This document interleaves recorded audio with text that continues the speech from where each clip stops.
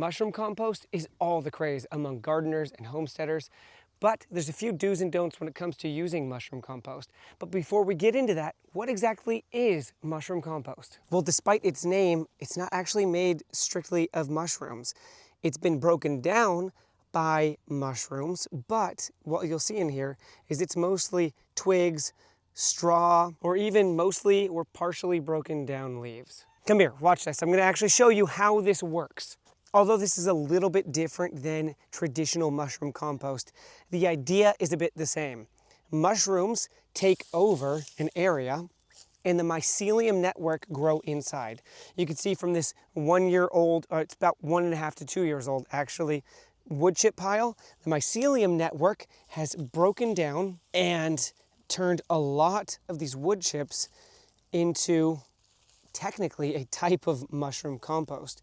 And you see all these fibers and everything growing on the inside. This is the mushrooms or the mycelium doing their thing and taking over and breaking down all of these wood chips. A typical mushroom compost system is really dealing with substrates that are manure, straw, or other organic material. It's not coming straight from wood chips, but this is a great way to show you the network of how mycelium or mushrooms go and break down this organic material. You can actually see in here we have these other mycelium, mushroom pockets of whatever this is. I don't even know what kind of mushroom this is.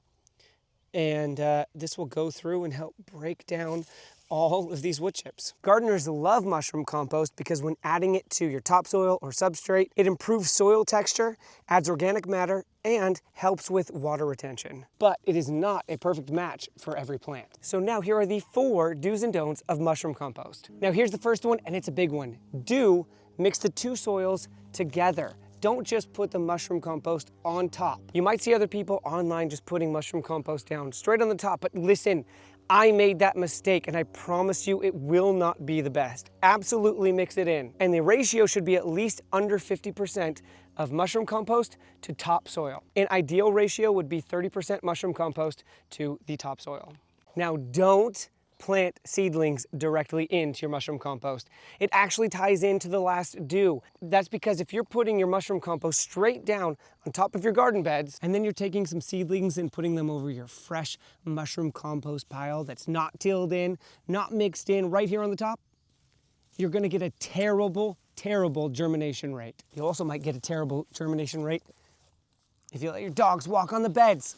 And this is because mushroom compost is actually too salty for most seedlings to germinate properly. And now do let it age. If there's a sharp smell to this compost, that means it's not ready, it's still hot. If it is too hot or smelly, you can leave it in a giant pile like this. But typically from the farm or nursery that you'll pick your mushroom compost up from, you can ask them if it's fully aged and matured and ready to go. But don't use it around acid-loving plants like these blueberries or azaleas.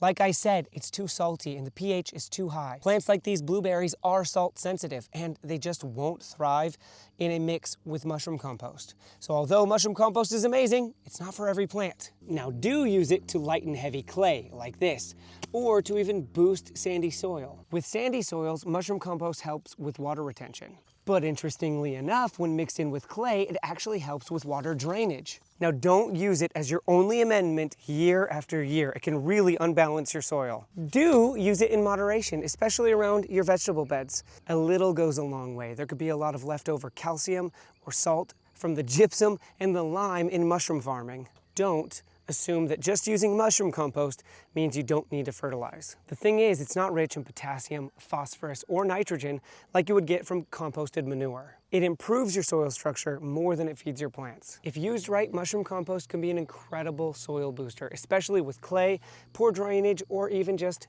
tired garden beds. But like anything, it's not a one-size-fits-all that makes the difference. Knowing your soil and your plants will make the difference. Now the thing is, I actually didn't know most of the don'ts, so my first year ever using mushroom compost, I had a terrible growing rate in my garden. So if this helped you out, you learned something, or even if I helped you save your garden this year, like and subscribe and follow along as we continue in this garden this year. Oh, and by the way, mushroom compost is not the only misunderstood gardening material. So are wood chips. And if you're curious, on what that misunderstanding is, make sure you check out this video where I talk about the misunderstandings of wood chips.